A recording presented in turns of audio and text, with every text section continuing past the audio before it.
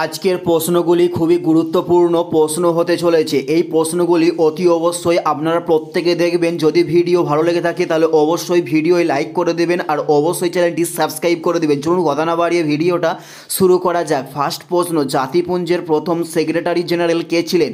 উত্তরটি হলো স্টিগভিলি ছিলেন জাতিপুঞ্জের প্রথম সেক্রেটারি। উত্তরটি হলো স্টিগভিলি। নেক্সট প্রশ্ন, আলিপুর বোমা মামলায় কে জড়িত ছিল? উত্তরটি হলো অরবিন্দু ঘোষ আলিপুর বোমা মামলায় জড়িত ছিল।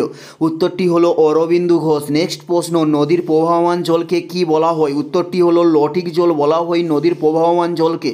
উত্তরটি হলো লঠিক জল বলা হয় নদীর প্রবাহমান জলকে। নেক্সট প্রশ্ন, রাশিয়ার প্রচলিত মুদ্রার নাম কি ছিল? উত্তরটি হলো রুবেল ছিল রাশিয়ার প্রচলিত মুদ্রার নাম।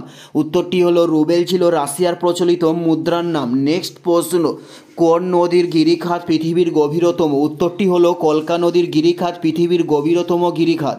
উত্তরটি হলো কলকা নদীর গিরিখাতকে বলা হয়। নেক্সট প্রশ্ন, ভারতীয় চিত্রকলার জনক কাকে বলা হয়? উত্তরটি হলো নন্দলাল বোসকে ভারতীয় চিত্রকলার জনক বলা হয়ে থাকে। উত্তরটি হলো নন্দলাল বোসকে। নেক্সট প্রশ্ন, বাক্যসভাকে এবং কত সালে প্রতিষ্ঠা করেন? উত্তরটি হলো রাজা রামমোহন রায় বাক্যসভাকে প্রতিষ্ঠা করে থাকেন।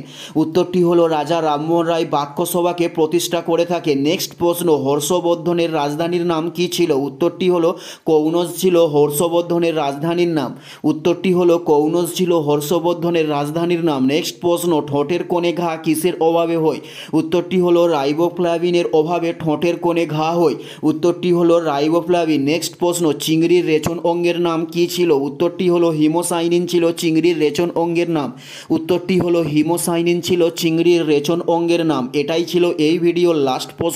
আর কোন ধরনের শিক্ষণীয় ভিডিও আপনারা প্রতিদিন দেখতে চান অবশ্যই কমেন্টে লিখে জানাবেন। পুরো ভিডিওটা দেখার জন্য আপনাদের প্রত্যেককে আমাদের ইউটিউবের পক্ষ থেকে রইল অসংখ্য ধন্যবাদ।